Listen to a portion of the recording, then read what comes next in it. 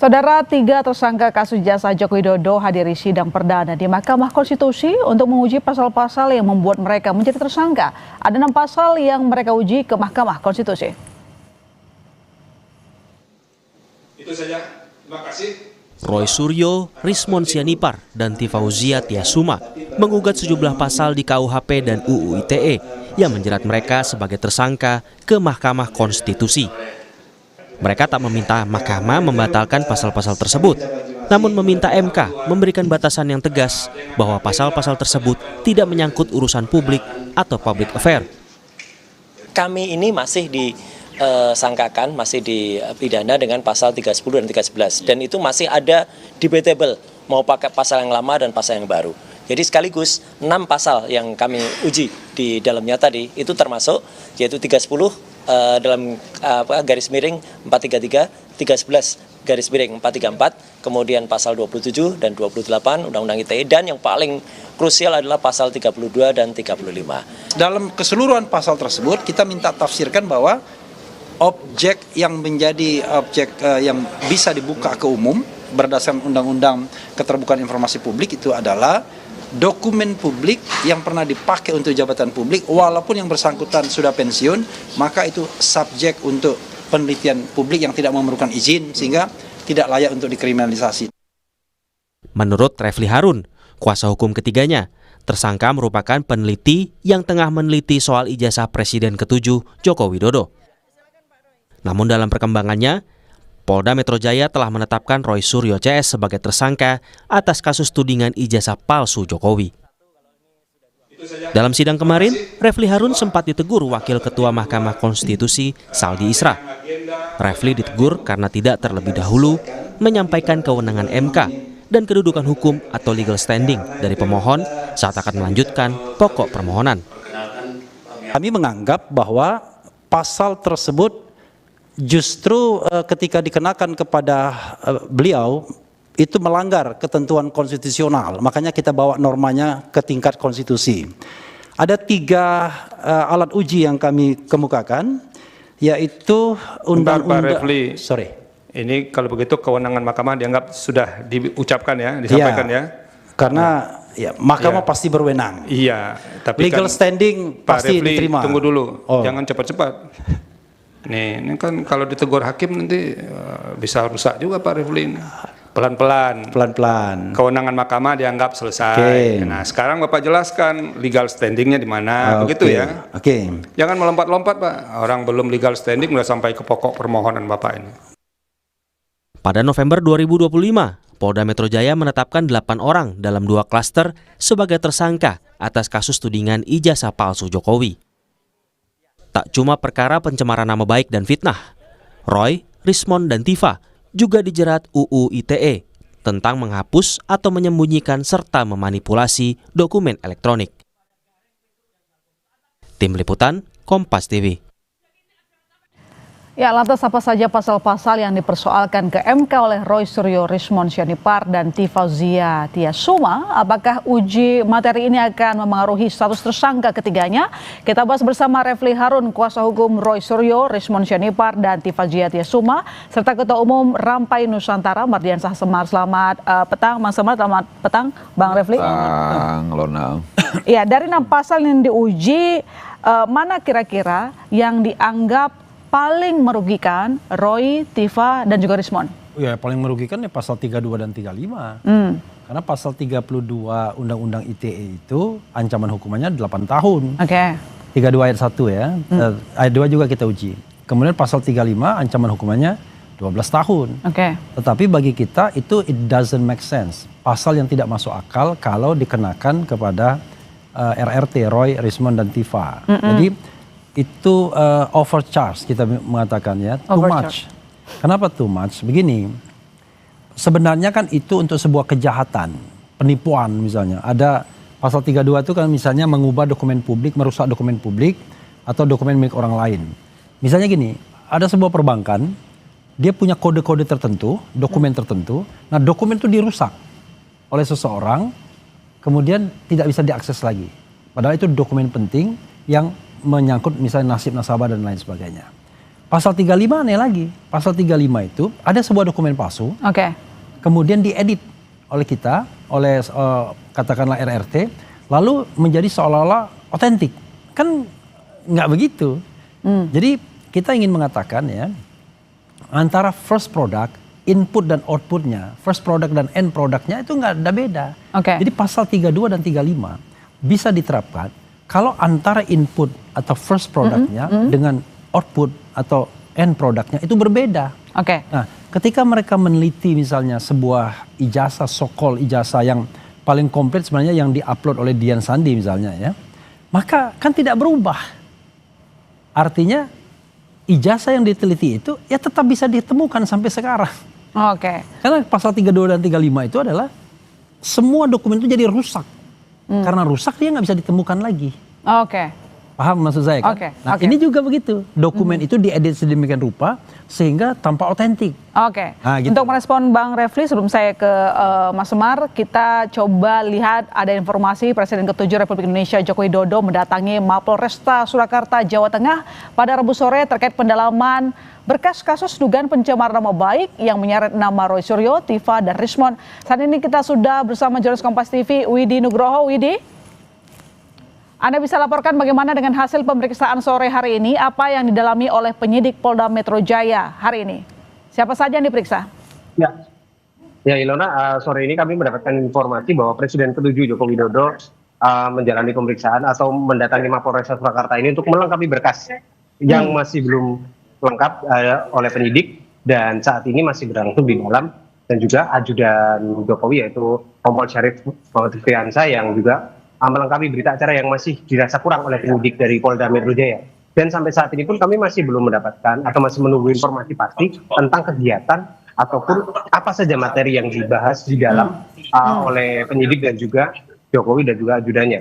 Namun yang jelas kami tadi sudah mendapatkan bocoran informasi sedikit dari ajudan Jokowi bahwa pemeriksaan atau tambahan data yang diperlukan ini nantinya akan melengkapi yang sudah dilakukan oleh penyidik sebelumnya, yaitu yang mendatangi sejumlah saksi dan juga menggelar pemeriksaan di wilayah Solo dan Jogja sebelumnya, dan hari ini dilengkapi untuk kemudian diserahkan ke kejaksaan, karena kemarin pada saat penyerahan berkas yang pertama dirasa belum lengkap atau dalam bahasanya disebut P19, maka kali ini dilengkapi agar nantinya bisa P21 untuk kemudian dilanjutkan ke persidangan dan juga seperti apa yang diinginkan oleh Jokowi bahwa dia akan menggunakan forum persidangan untuk menunjukkan ijazahnya kepada publik. Ilona. Ya, berarti sekarang ini apakah Pak Jokowi masih berada di lokasi, Widi? Ya, sampai saat ini baik Joko Widodo maupun Kompol Syarif Muhammad Fiansa masih berada di Mapolresta Solo untuk menjalani tadi yang saya sebutkan, melengkapi berkas dan juga melengkapi berita acara yang dibutuhkan oleh penyidik Polda Metro. Kami masih menunggu saat-saat di mana nanti akan ada konferensi pers setelah kegiatan ini selesai di Polresta Surakarta atau Polresta Solo ini. Betul. Berarti tadi Anda sempat mendapatkan pernyataan dari Pak Jokowi bahwa akan memberikan atau memperlihatkan ijazah aslinya dalam persidangan. Soal itu sudah kami dapatkan beberapa waktu lalu saat kami mewawancarai Joko Widodo di kediamannya bahwa kasus ini harus berlanjut ke persidangan karena itu adalah forum di mana dia bisa menunjukkan ijazahnya untuk membuktikan apa yang dituding oleh para penuduhnya ini sekarang. Dan hari inilah juga proses ini masih berlanjut dalam hal melengkapi berkas dan juga berita acara yang nantinya dibutuhkan untuk melengkapi agar semuanya syaratnya sesuai dengan apa yang diinginkan oleh pihak jaksa penuntut bisa dilanjutkan ke persidangan. Ilona. Baik, terima kasih Widi atas laporan Anda. Selamat kembali bertugas. Kita kembali ke dialog yang sempat terputus. Bang Semar, bagaimana Anda merespon gugatan sejumlah pasal yang dilemparkan oleh tim Roy, Tiva dan juga Rismon? Iya, nggak apa-apa juga kan itu hak ya. Hak warga negara ketika merasa dirugikan atas pasal-pasal yang dikenakan, pasal-pasal yang berlakukan. Dan ini upaya Bang Refli Harun dan kawan-kawan, terutama kliennya ya, untuk coba menguji pasal-pasal itu. Karena kliennya kan sekarang sudah dijadikan tersangka. Nah, saya memang tidak mau terlalu jauh masuk ke domainnya soal Mahkamah Konstitusi. Tapi memang sepengetahuan saya, uji materi di Mahkamah Konstitusi memang tidak mudah. Dalam arti bahwa kalau kita ikuti perkembangan kemarin ya, itu ada beberapa pilihan yang diberikan oleh hakim terhadap pengajuan yang dilakukan oleh Bang Refli dan kawan-kawan. Misal bahwa kalau tetap itu diteruskan dengan pengajuan yang sekarang, menurut hakim Prof. Saldi Isra kan ya mudah sekali dia karena ini masih kabur gitu ya, dianggap kabur. Atau misalnya dilengkapi sesuai dengan nasihat-nasihat para hakim. Kalau dirasa berat, diusulkan juga, disarankan juga untuk dicabut dulu laporannya baru diajukan kembali karena butuh waktu. Atau dilengkapi dengan waktu yang 14 hari. Nah, waktu 14 hari ini juga saya melihat bahwa memang nggak mudah untuk melengkapi yang kita tahu dalam proses sidang di MK itu kan ya sangat perfecto ya soal redaksinya dan lain sebagainya. Tapi bahwa kita menghargai hak itu digunakan nggak ada soal. Bahwa memang nanti hasilnya kita lihat, yang paling kita inginkan itu sebenarnya semua proses atau hak yang dimiliki silakan dilakukan, tapi jangan pernah memaksakan suatu kehendak dengan apa yang diinginkan diri sendiri. Jadi kalau sudah diputuskan MK, diputuskan instansi-instansi pemerintah yang lain, ya mau tidak mau kita ikuti sebagai bagian dari warga negara. Jadi menurut Anda kenapa sekarang baru digugat pasal-pasal tersebut? Nanti dijawab Bang Semar, kami segera kembali saudara, tetap di Sapa Indonesia Malam.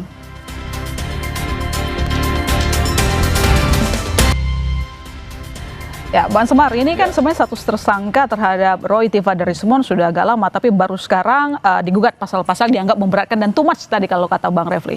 Ya nggak apa-apa kan sesuai kebutuhan. Jadi mungkin Bang Refli merasa sekarang ini memang membutuhkan bahwa itu diuji agar tidak merugikan kliennya. Ya lakukan saja gitu. Jadi kan begini, semua orang yang menguji ke MK pasti sesuai dengan kebutuhan, sesuai dengan momentum, sesuai dengan peristiwanya. Nah peristiwanya atau momentumnya baru dilakukan sekarang, itu haknya Bang Refli dan kawan-kawan.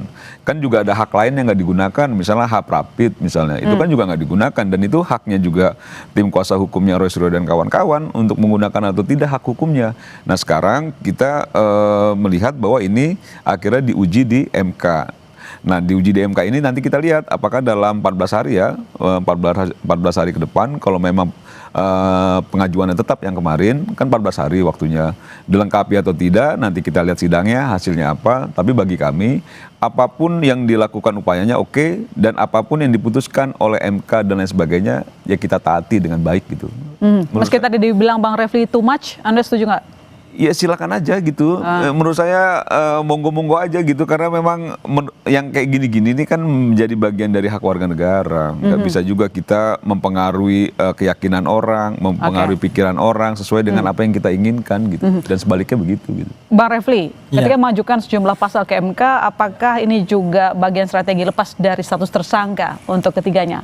Jadi gini ya, saya agak sulit menjelaskan kepada publik kalau mereka tidak paham seperti apa MK itu. Nah, yang nanya juga nggak paham.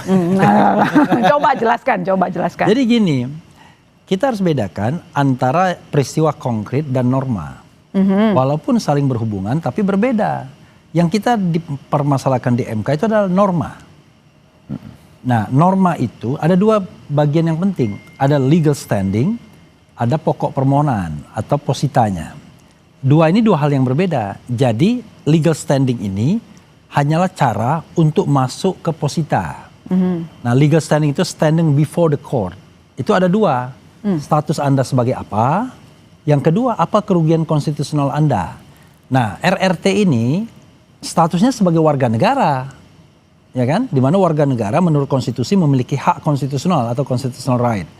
Salah satunya adalah hak atas kepastian hukum, hak untuk memperoleh informasi, menyebarkan informasi dan lain sebagainya, kan begitu? Atau hak untuk mendapatkan jaminan dan kepastian hukum. Nah, lalu dia dirugikan, ya kan? Kenapa haknya? Saya ini harusnya dijamin oleh konstitusi untuk melakukan penelitian, untuk melakukan kegiatan. Kok saya ditersangkakan? Nah, itulah yang kemudian namanya kerugian konstitusional. Dia rugi. Nah ini untuk pintu masuk menguji pasal-pasal itu. Setelah ini selesai, maka pasal-pasal ini diuji. Apakah pasal ini confirm dengan konstitusinya? Contoh misalnya, ya, pasal mengenai bahwa soal pencemaran nama baik. Kan begitu saja di dalam Undang-Undang ITE. Sama MK dibatasi. Pasal pencemaran nama baik tidak berlaku untuk pejabat publik. Tidak berlaku untuk institusi publik. tidak berlaku untuk organisasi yang ajak. Berlaku buat siapa? Perorangan. Berarti jadi misalnya, once Anda menjadi pejabat publik, Anda tidak boleh mengadukan pasal pencemaran nama baik. Karena pejabat publik, institusi publik itu bukan orang, bukan benda hidup. Karena harkat martabat itu hanya dimiliki oleh orang, bukan oleh jabatan atau institusi publik. Nah, kita minta tambahan pembatasnya itu, yaitu urusan publik.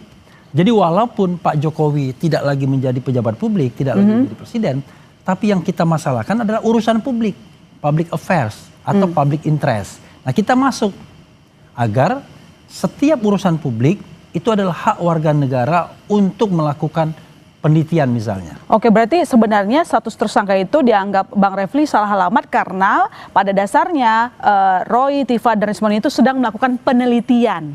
Jadi kalau kita mau bicara angkat lagi ke konstitusi, jangankan orang melakukan penelitian, orang berpendapat saja terhadap urusan publik itu tidak boleh dikriminalkan. Tidak boleh dikriminalkan. Itu yang kemudian kita mintakan tafsir itu ke Mahkamah Konstitusi. Kalau ini dikabulkan, ini akan dahsyat.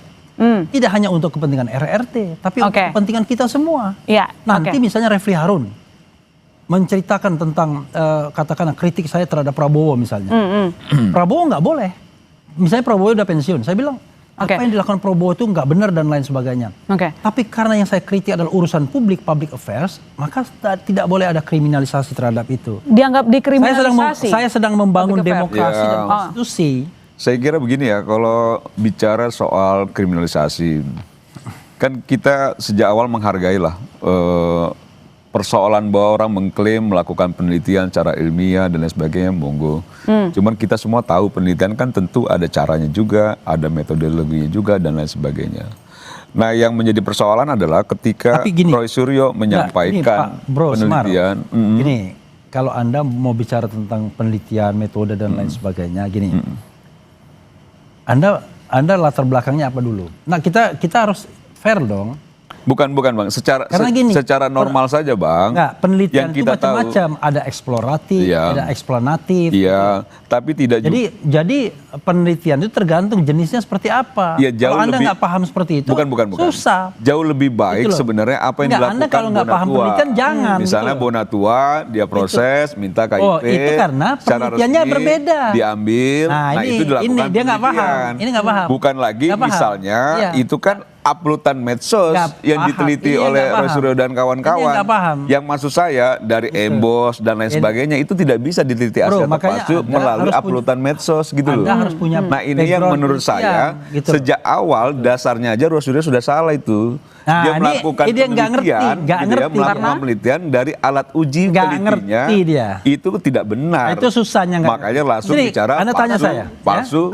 Nah, ini yang menurut saya bukan mempersoalkan penelitiannya, bahwa dasar dari alat uji Roy Suryo lakukan penelitian itu tidak benar. Ini orang nggak paham, itu tidak baik. Kecuali kalau misalnya ijazah Pak Jokowi atau misalnya yang diambil oleh Bonatua itu melakukan penelitian. Nah, kan itu yang menurut saya jadi bukan jadi soal kriminalisasi gitu. Tapi memang itu adalah melakukan pelanggaran pidana ketika memang dia melakukan penelitian tidak benar dengan dasarnya. Ini yang motivasinya dipertanyakan Pak Refli. Ini susah nggak paham ya. Kenapa? Ini saya terpaksa mengatakan nggak paham. Karena penelitian itu ada penelitian yang sifatnya eksploratif, ada yang sifatnya deskriptif, ada yang sifatnya eksplanatif. Itu beda-beda. Jadi yang dilakukan oleh Roy Suryo CS itu, Roy Suryo, Rismon dan Tifa adalah penelitian yang eksploratif, mengeksplor. Kalau Anda melakukan eksploratif itu, Anda seperti membuka hutan, babat. Sebelumnya tidak ada penelitian sebelumnya, tidak ada pembandingnya. Kan tidak ada orang yang melakukan penelitian terhadap ijazah Pak Jokowi. Nah, dia melakukan eksploitasi, eksploratif. Seperti Columbus menemukan benua Amerika dan lain sebagainya. Karena itulah, yang bahan-bahan yang ada, itulah yang diteliti. Nah, bahan yang ada itu apa? 1, dokumen yang diupload Dian Sandi. 2, dokumen yang pernah ditunjukkan oleh Sigit Sunarta, dekan. Dokumen yang pernah ditampilkan di screen besar karena waktu itu ada reuni. Dokumen yang ditampilkan Dirti Pidum, Brigjen Johandani, yang ada garis ujungnya. Nah, terakhir, dokumen itu dikonfirm oleh dokumen KPU, ternyata sama. antara dokumen yang diteliti Rosario dengan dokumen salinan yang diserahkan kepada KPU untuk menyalon presiden dan wakil presiden sama. Kan salinan, Bang. Saya coba diperjelas sedikit. Ini tuh kan salinan. Dalam kita melakukan penelitian, biasanya kan harus ada subjek penelitian yang jelas begitu. Dan ini kan salinan. Nah, asli udah pernah diteliti aslinya. Sekarang saya tanya, ya. Yang aslinya mana? Nah itu aslinya di mana? Kemudian penelitiannya pakai apa? Ini penelitiannya punya asumsi bahwa ijazahnya tidak asli. Lalu tiba-tiba yang diklaim sebagai ijazah asli itu baru muncul pada tanggal 15 Desember 2025 di Polda Metro Jaya ketika gelar perkara khusus. Dan itu udah dijadikan objek penelitian yang baru keluar itu. Dijadikan nggak? Ini bingung saya. Enggak, maksudnya kan soalnya aku begini bro, Anda paham tadi. Ya? Jangan nggak paham juga. Lokus dan tempus deliktinya itu 22 Januari sampai 30 April 2025. Itu yang dipermasalahkan, yang kemudian dikriminalkan. Kalau Anda cerita tentang dokumen yang baru keluar 15 Desember 2025 yang diklaim sebagai asli, diklaim ya. Kita mengatakan 99,9 itu palsu. Tidak melalui klarifikasi dan lain sebagainya. Karena jauh dari awal Roy Suryo sudah mengambil kesimpulan dan disampaikan ke publik palsu yang menurut saya memang secara penelitiannya diragukan ketika dia mengambil alat uji. Orang yang nggak paham penelitian. Kan begitu ya. Orang nggak paham penelitian. Nah, ini yang menurut saya itu ngomong begini. Ya terserah Bang Refli kan sebagai pengacaranya ya. Jadi sah-sah aja juga. Anda sebagai apa coba? Saya sebagai organisasi yang memang ketua Dewan Pembina Pak Jokowi kan gitu. Saya membela Pak Jokowi. Lalu background Anda apa? Kan begitu loh. Untuk mengatakan bahwa ini bisa aja. Bukan. Karena orang awam ini nggak kredibel soalnya. Bahwa orang dari asal uploadan itu nggak jelas. Harusnya memang Pak ijazah Pak Jokowi dilakukan komparasi dan sebagainya. Itu eksplanatif. Gitu ya. Nah itu yang menurut saya itu yang jadi akhirnya sesat gitu. Nah ini tapi Bang Refli kemarin kan hakim minta perbaikan permohonan. Apalagi yang kurang katanya. Kalau ini saya jelaskan lagi nih. Kalau nggak paham susah. Gini. Yaudah disederhanakan ya. Di MK itu ya. Sebelum kita masuk pada pemeriksaan persidangan, ada yang namanya pemeriksaan pendahuluan. Anda mau bikin permohonan apapun, maka akan ada 3 panel hakim yang memeriksa permohonan. Dia akan nasihatkan apa aja dinasihatkan. Tapi apakah MK konsisten? Anda tahu Almas Sakib Biru, ya kan? Diterima legal standingnya mempermasalahkan 40 tahun usia presiden. Apakah dia calon presiden? Enggak. Intinya adalah itu adalah tahap yang biasa saja di MK. Cuman Anda kan nggak paham. Kalau kita sengaja, kenapa? Kalau kita bikin katakanlah yang selengkap-lengkapnya, hakim MK akan dibilangin juga sama dia. Inilah, itulah dan lain sebagainya. Nah, terhadap nasihat itu ada 3 pilihan. Kita tetap kepada itu, atau kita memperbaikinya, atau kita tarik permohonan itu. Kita akan memperbaikinya. Kenapa? Karena kita udah tahu otak hakimnya. Iya kan? Dari cara dia memberikan nasihat kepada kita, kita tahu otak hakimnya. Apa? Jadi yang dari sidang kemarin Anda lihatnya apa? Dia mempermasalahkan legal standing. Oke, kalau ada tersangka, masukkan dong buktinya, kan gitu. Iya. Kedua, dia bicara tentang apa sih kerugian antara kondisi RRT ini dengan pasal-pasal yang diujikan. Jadi kita sudah tahu. Lalu ketegasan kita mau minta apa. Nah, gara-gara nasihat itulah kita sudah sampai pada sebuah celah yang kita anggap bahwa wah ini harus masuk. Apa itu? Ya nantilah tunggu tanggal main. Gimana? Silakan. Di babak berikutnya singkat aja Bang. Aku mau tutup. Satu hal. Apa? Singkat aja Bang. Saya simpulkan. Bahwa public affairs atau urusan publik itu harus dikecualikan dari kriminalisasi. Harus dikecualikan dari kriminalisasi. Singkat aja. Boleh, silakan aja gitu. Yang paling penting nanti sidang MK kalau memang 14 hari ya bisa diperbaiki dengan baik. Saya rasa sih agak sulit itu. Tapi kalau memang diperbaiki, saya udah sering kalau misalnya nanti sidang, ya kan abang ketika berpengalaman juga kan nasihatnya banyak sekali itu dari para hakim. Sulitnya di mana? Nah makanya ketika nanti memang sudah diajukan gitu ya, kalau nanti hasilnya sidang MK seperti apa, ya ditaati juga, jangan lagi nanti kemana-mana kan gitu loh. Baik. Jangan juga merasa si paling ngerti gitu loh. Kan ada hal-hal juga yang kita ketahui tanpa harus kita ada di situ. Percuma juga kita baca dan sebagainya gitu ya. Sama orang yang nggak pernah sidang di MK. Baik, kita tunggu nanti makanya cari yang selevel dong. Baik, nggak level ini. Terima kasih Bang Refli, terima kasih. Abang jadi kayak Roy Suryo, Bang.